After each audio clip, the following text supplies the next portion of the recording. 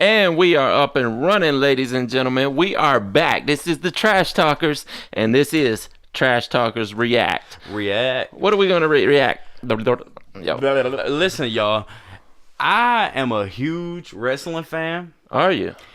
I'm not really a big wrestling fan now, but during the Attitude, the Bill Goldbergs, the Attitude Era. Yeah, dude, the Monday Night Wars, the Nitros, the Thunders. You know what I'm saying? Like stuff like that, man. I've always been a big wrestling fan. Really? Oh yeah. Yeah, but still am. I actually trained to be a pro wrestler. You did not train to be I swear for God. Smokey, look me in my eyes and tell me you trained to be a pro wrestler. I actually trained to be a pro wrestler. I believe him. I did. Anyway, what we're going to do today, y'all, we're going to react to one of my favorite matches of all time in the WWE. Back then, it was the WWF. Smokey really likes this match as well. Oh, yeah. Dude, this is epic. This is epic, God level. What this is Mankind versus The Undertaker. Yes. In Hell in a Cell. Yes. Probably, definitely the best Hell in a Cell of all time. Would you say that? Yeah, for sure. 100%. Name one that's better. Well, Kane and Undertaker had one that was... And then there was the Shawn and Undertaker. Yeah. Oh, dude, remember when Undertaker was like taking Shawn's face and was just like rubbing it? Yeah. But nothing comes close to the Undertaker Mankind. So. Cactus Jack, Mick Foley. Dude love. Yes. Mick Foley. Dude. Damn, bringing back some memories, man. Real. The Attitude Era. But yeah, guys, let's go ahead and jump into it. And I just want to go ahead and put this out here. This may be a little graphic for some users. Yes. But it's brutal. It's brutal. It's pretty bad. If I'm not mistaken, you'll see. But let's go ahead and start it up. Let's see. Hold on. And let's see, pull it up. This is The Undertaker versus Mankind Hell in a Cell match. HD King of the Ring 1998 if you want to check it out on your own, which there are longer versions and highlights, or you want to watch the whole match on the WWE Network, but we're just going to do this one for time's sake. Right. All right, let's get into it. Yeah, right. Jump in. Undertaker's going up the side. Potatoes. Dude. Potato. Oh man, this was back when chair shots were still a thing. They're not allowed to do chair shots to the head anymore. No, not at all. But back in these days, look, you see how they fell down? That cage was not built for this match. Like I think that was a mistake, right? Yeah. Oh yeah. When they built the cage, they didn't realize that. That's it. Listen, dude, that was fucking epic. As God is my witness, he's broken in half. Dude. That killed him. Look at that, bro. Oh. Could you imagine what that felt like? Dude, y'all, Undertaker is by far my favorite pro wrestler of all time. Probably one of the baddest dudes to ever wrestle. Yeah. And look, you see that was Terry Funk out there helping him out. Yeah, that was impromptu. He wasn't supposed to be out there, but that was so brutal that he had to run out there and check on his friend. Like, he couldn't believe they actually did that in the middle of the match. Look at this. Jesus! Oh. Jim Ross is screaming, he's dead. I swear he's dead. Dude, one of my favorite commentary lines, Jerry the King Lawler, he said, "That's it, he's dead." Yeah. And that's how badass. That's why I'm into the dark Demon 6 type shit. Yeah. He's standing on top of that cage, raising him up, just standing there like, who's next? Who's next? And everybody's gathered around like, is he dead? Now watch what he does. Yeah. Dude, Undertaker is a fucking legend. You gotta give it to Mankind, because he just took that like a car wreck. And watch what he does. And he's like, no, guys, I can finish this match. I can finish. Gets off the gurney. Terry Funk's like, no. Go, and look, that was so brutal. Dude, that is fucking awesome. He's like, all right, we're gonna finish this match. Let's do it. Now, I'm gonna show you guys what made me love The Undertaker forever. Hits him with the headbutt. Look at this. Oh, that was supposed to happen. Oh, and that was not planned. Didn't he like bust his liver or whatever on that fall right there? Look, he said, "Y'all watch this. Watch this." Oh, through the cage. God, dude. I could tell you what a bump feels just from standing still and landing on your back. Like the first time you take that, it feels like you're in a car wreck. Like it really does hurt. And look how dope Undertaker's he's just like, "What's up? You want some more? Come get it." And then how he flips his hair back. Oh yeah. Terry Font. Look, he's just like, you shouldn't be out here, dog. Yeah, get him. Kicking your ass too. Ooh. Get out of here, boy. Look at that. But just so y'all know, that wasn't... Wrestling is predetermined. Yeah. But that particular was not. Yeah, the top of the cage was not supposed to give in. But that shows Mankind's heart, man. You see his tooth shot up through his lip. Yeah. And he is still out there with a busted liver. Dude, they're locking the cage. Yeah. Look at it. Look, you see his tooth? It knocked the snot out of him, too. I don't know if you've ever been hit really hard, but it will knock the snot out of you if you get in football or whatever. You get hit hard enough. Yeah, I've been knocked out 3 or 4 times in my life. But see, now that I'm a UFC fan, like, that doesn't hurt. That doesn't hurt. But falling off that cage hurt like hell. Let me choke slam you through a cage. Yeah. Look like that. That's if you brace it right, you can shield yourself from that. But if you take that wrong, you're gonna fuck yourself up. Yeah. See, shredding the cabbage. He did that to Shawn Michaels. Undertaker did that to Shawn Michaels. Dude, you gotta give Mankind. Yeah, boom. He should not. There is no one today that would still be in this match right now after taking that. Yeah. There is no one who would have taken both those falls and still stayed in the match. Watch, he's going to do a leg drop. Look, True, you watch wrestling now, right? Yeah. Can you do, are power drivers illegal now? No. There used to be an old thing back in Memphis. And I loved his DDTs. In Memphis, the pile driver was always outlawed because that was Jerry Lawler's most devastating finisher. Yeah. Right. Oh, he pulls out the tags. There's been a lot of moves that have been banned, though. He pulls out the tags. Of course he did. This is actually to his disadvantage. Yeah. Because you know he's going to be the one taking it. Uh-oh. Oh, he's about to... Oh, he went for... Oh, Manimal Claw. Yeah, got him in the Manimal Claw. Do you think at this point in the match, is Mankind even there? Like, does he even know what he's doing? Like, he's going off instinct right now. I think he's got watch it. On your back, dude. All the time. And he's rolling in them. Yeah. You have to respect that man. Mm-hmm.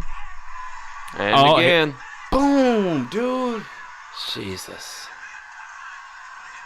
Thumbtacks in the ass. And the dude, that was when he did the tombstone with the 2 legs on the left side or the right side. Mm-hmm. That was freaking. Oh wait, what do we got here? Oh, this was the boiler room brawl. Yeah. Wow, I didn't expect this to be in here. That dude, they've had some epic. Now this is early Undertaker. Oh yeah, it was earlier than that. Yeah, this was before the Ministry era. Man. This was when Mankind was still wearing his tight. Well, he was wearing tights, but he wasn't wearing the button-up shirt at this time. I love that punch Undertaker does. It's not even a punch. He's just like under your neck. Him, Kane, and Goldust all did that punch. Ooh. The punishment that guy can take. All right, I mean, honestly, in real life, what does the Manimal Claw do to you? That can't hurt you, right? It really could if you were to grab right there in the top of the tongue or under the tongue and squeeze. Right. I mean, that's a soft area. I mean, it really could, but I mean, in real life, you would just bite his fingers off. Right. See, now, this being... Dude, I promise you, that's early Undertaker. You forgot to put your phone on silent. Dude, he did the boiler on him. That's awesome. Oh, man. What is it? Should we keep going? Yeah, what is this? All right, yeah, let's keep going. This is a Raw match. Dude, Kane had epic music. Yeah. Oh, yeah. Look, dude, those are brothers coming out like, what's up?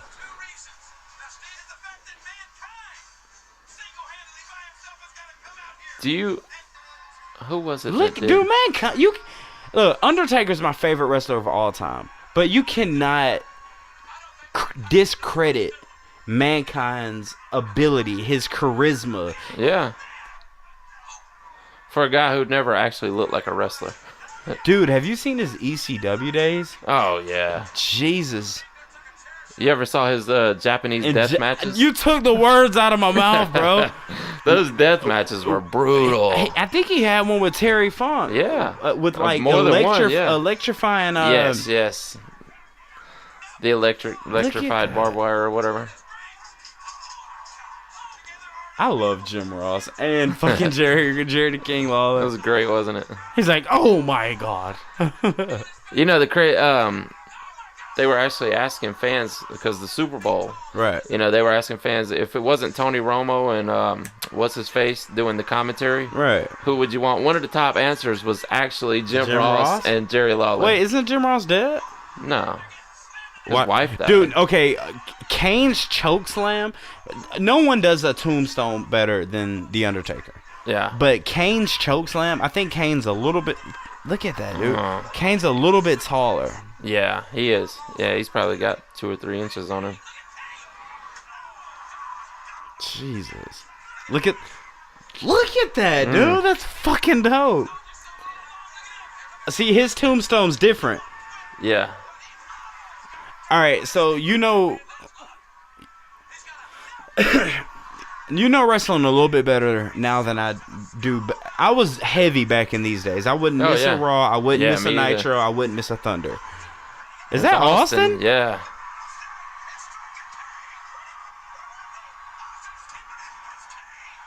Dude, he came to help Mankind. And Undertaker's a fucking beast. He's like, let's go to the top. Stunner, baby. Yeah, he had a feud with Kane at this time. Look at young Vince McMahon. That was the beginning of the Mr. McMahon character, the evil promoter. Dude, that was epic. Yeah. Guys, okay. Let's talk about a little bit about what we just saw. Yeah. First, let me say this first and foremost. The Undertaker is by far, hands down, my favorite wrestler of all time. Of all time. Yeah. Now, you may know this, but I remember The Undertaker's first manager being Paul Bearer. He actually had who was it? The $1 Million Man. Ted DiBiase. Ted DiBiase, yeah. And it's crazy, man, because during that Hell in a Cell match, man, I don't know, dude. It's just like it was so authentic, you know. He got him and I don't know if that was predetermined, but him and Mankind got up there. How high do you think that was? Oh, what is it? 20 feet? I think they announce it all the time. Every time they're going to do Hell in a Cell, they talk about, it's 20 feet high and, whatever. But so let's get on a 20-foot high story, and I want you to throw me off of that. I'll throw you off. But you won't let me throw you off. That's funny. But I'm just saying, dude, that shows his heart. For him to be thrown off of something 20 feet. Of course. And then climb back up again. And take it again. And then pull out tacks and get chokeslammed into that tack. The only other person I've seen take that bump more than once was Shane McMahon. Dude, hold on. Some people say that Shane McMahon is one of the best hardcore wrestlers of all time. Yeah, I mean, it's hard to say because he wasn't officially a wrestler and he had the nepotism, but I'll agree. Shane was he ever ECW? Nah. He's only been WWE because of his dad. Because of his dad, right? Yeah. So now I'm sure you've seen this clip to where when Shane McMahon gets up on this really, really, really high scaffold, and I think it's a leg drop. Oh yeah. And the kendo stick, he hits him with the kendo stick, and he takes the fall just straight off the back. Yeah, through dude. The table. You know how much guts that takes to do that? Like, seriously, bro. Shane's probably one of the few people who would ever do the same things that Mankind would do. This is what I don't understand. Okay, Triple H is married to Stephanie McMahon, right? Yeah. Okay. Stephanie McMahon is the daughter of Vince McMahon. Mm-hmm. Okay. Shane McMahon is the son of Vince McMahon. Yes. Why is it that when Vince McMahon leaves, Triple H basically becomes head honcho? Yeah. Don't you think Shane McMahon should be that person? Well, he's back now. And he's I mean, there was a big fight for that position. Right. That's why Shane ended up leaving. A real fight for it, or was it? No, I mean a power struggle, basically. You sure that wasn't promo? No, this happened. I mean, it didn't happen on TV. Oh wow! This happened behind the scenes. Wow. But Vince is still the head HNIC. He's still the head dude in charge. How much longer do you give Vince in active? Cause dude, have you seen? He's still a bodybuilder. Dude, that like motherfucker 75. is jacked, bro. He's jacked. He looks. I mean, he's as big as Triple H, and he's got like 30 years on him. I wouldn't say all that. I don't know. Have you seen like the muscle and fitness covers and stuff? Maybe not now. Okay, he was that big up to at least 2 years ago. Right. Yeah. Out of all, do you agree or do you not agree that steroid use was huge in pro wrestling days? Do you agree? Oh yeah. All right. Out of all the wrestlers, who do you think was the most roided up? The most. Lex Luger, maybe. Dude, there was. Come on, say it, please. Please say it. Who are you thinking of? Scott Steiner. Oh yeah, he had a. I don't know why that was slipping my mind. On top of a muscle, bro. That's King Roid Rage right there. Right. Yeah. I don't know, man. Scott Steiner, and hope he doesn't see this, cause. No, I want him to see it. I want you to see it. Right up in dude, true story. Not Sixes Row, but up there at Ackworth. Sixes in this bitch. Trip. I work with the guy, and he sees. I don't know if it's okay. It's all for wrestling, but Shaq. Yeah. Shaq lives in Georgia. Yeah, he lives up in Roswell. Yeah, he sees Shaq at like fucking Walmart all the time. He's throwing a party tomorrow night, a Super Bowl party. Are we going? You wanna go? What are you doing, Super Bowl? Hey, look, we are in Atlanta, y'all. ATL. This will be out after the Super Bowl, so remember that. Well, what are you doing for the Super Bowl, man? I don't know, probably just chilling some Super Bowl party. Well, shit, if you go, I want to go, man. Let's go. Yeah. I mean, seriously. I gotta figure out where I'm going. I haven't really made any plans, but there's all kind of Super Bowl. Everybody has a Super Bowl party. Everybody, dude, imagine the traffic on 285. Yeah. The traffic is bad right now. I just came from Atlanta. Dude, I know. I came home from work and it was like jam packed. But anyway, guys, we wanted to share something with you guys today that I'm a passionate, not necessarily now, but back in the day I was very passionate into the WWE Attitude Era, with The Rock and Stone Cold Steve Austin, The Undertaker, Mankind, Shawn Michaels, Bret Hart, Lex Luger, things of that nature. But we wanted to show you guys this because in not only me, but Smokey as well, this is one match that just stuck out to us. Yeah, definitely. Probably the most brutal match. I mean, there's a lot of them up there, especially during that time period. Hardcore wrestling had become this big fad with ECW. And, it had been happening in Japan for quite a while. Dude, Japan doesn't give no fucks. They give zero fucks. No. Electrified barbed wire, alligators in the middle, hawks in the sky, and the first person to lose a ligament wins. Yeah, exactly. Yeah. Well, before we go, right? Who's your top 5 of all time?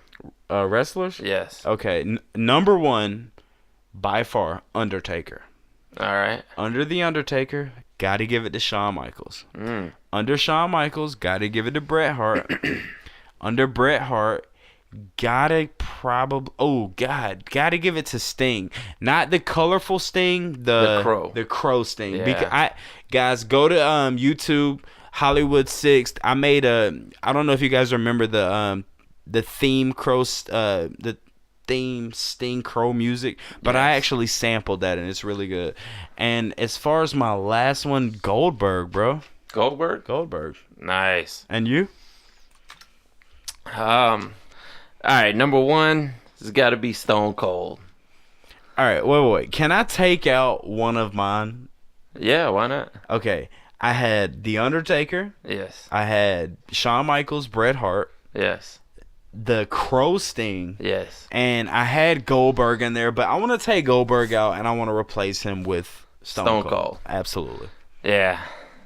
That was they wanted Goldberg to be the equivalent of Stone Cold because he was setting records over there. But yeah, that's a good pick. Give me Stone Cold. Okay.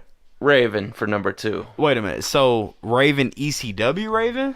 I like both. I mean, I like the WCW Raven, the Flock. You know, the guy was a mastermind. You know, he's very intelligent, and his promos were far intellectually above what every other wrestler was cutting. Dude, do you remember when he would just sit back like with his leg up behind a trash can, just like emo, just like quote the Raven.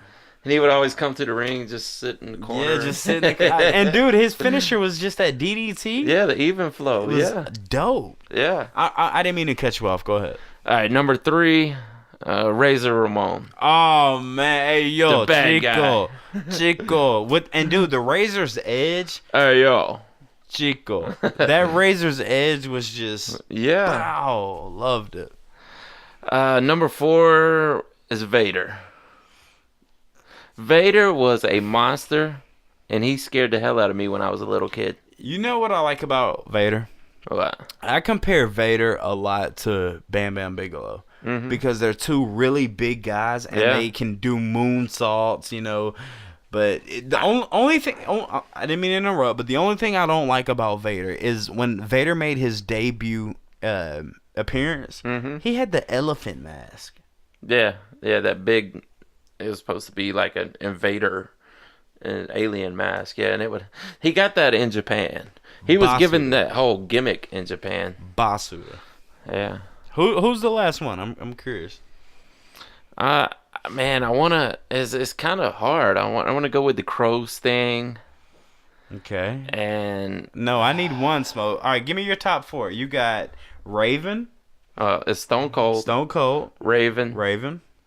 Razor Ramon. Ayo. Vader. And Conan. Ayo, orale. Viva la raza. What was his finish? It was like a DDT or something, wasn't it? Well, he had the Tequila Sunrise. What was it? It was a leg lock.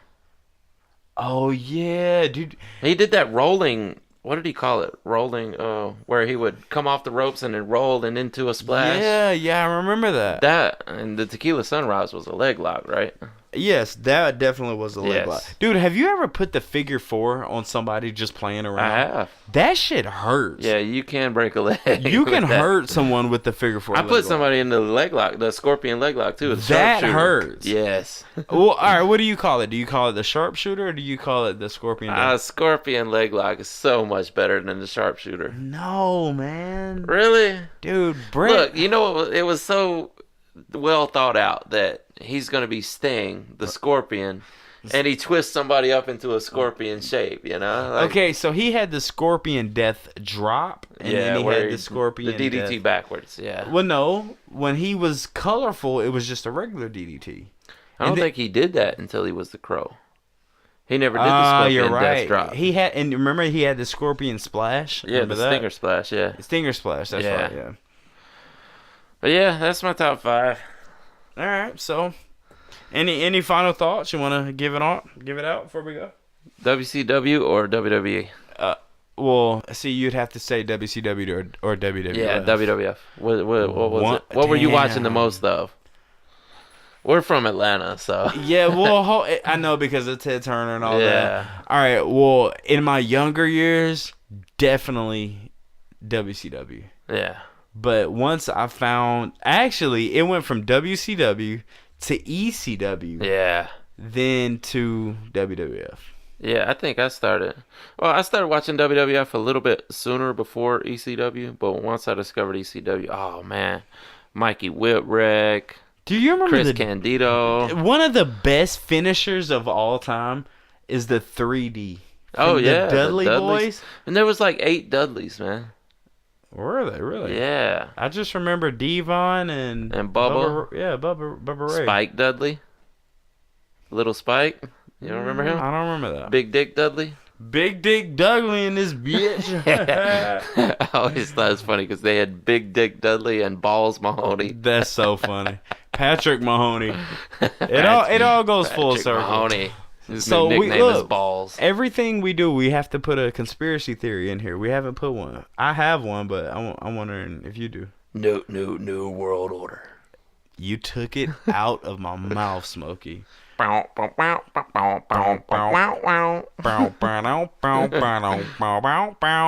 then they went from black and white to red and white. Yeah, the Wolf Pack. And dude, when Sting joined the Wolf Pack, mm-hmm. and he had the red and black paint. Yeah. And I'm sorry, I know it's just a regular DDT, but that reverse DDT. Oh, it looked brutal, didn't it? Fucking phenomenal, man. Yeah. Here's a conspiracy theory. I don't know. Do you know who Vince Russo is? Educate me. He was a booker for the WWF. He was actually the magazine writer. This guy was credited with the downfall of WCW. Right. He was a magazine writer under Vince McMahon. He hired him to write for the WWF magazine. No, when you say write, you mean as far as like gimmicks? He just did columns, yeah. Yeah, just weird stuff for the magazine. But Vince McMahon gave him a shot to be a writer on the show. Right. And, book some matches. And I guess not necessarily a booker, but he was a writer, I guess you could call him a booker. Right. Agent, producer, whatever. What's your point? He was there, and he was a big part of the rise of the Attitude Era. He was the one that convinced Vince McMahon to go edgy. See, when I hear Attitude Era, I think 3 people. I think Stone Cold. Yeah. The Rock. Yeah. And maybe a tie between, Triple H, Shawn Michaels. Yeah. Do you remember when Triple H was Hunter Hearst Helmsley? Yeah. Oh, dude. Dude, DX. I remember when Triple H was in WCW as Terror Rising. Man, I gotta introduce you to my buddy named Billy. Y'all would be best friends. Yeah. Y'all would be best friends. But anyway, so he gets fired, WCW decides that they want to take Vince Russo. Right. So he goes down there and starts implementing all these crazy booking ideas, and Judy Bagwell on a pole. Gave David Arquette the world championship. He's the actor, because he did a movie. Wow. Yeah. But from what I hear, he's actually a good wrestler. David Arquette. David Arquette. Yeah, he ended up training, and oh man, there's no time to show you, but he almost died in a match recently. We're talking about actors and WWE. I just want to put this out before we end this. We got to end this.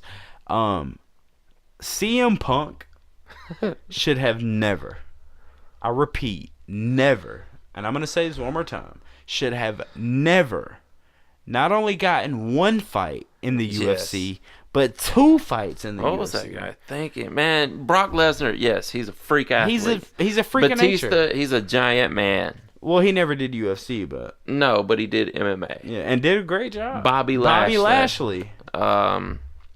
Goldberg.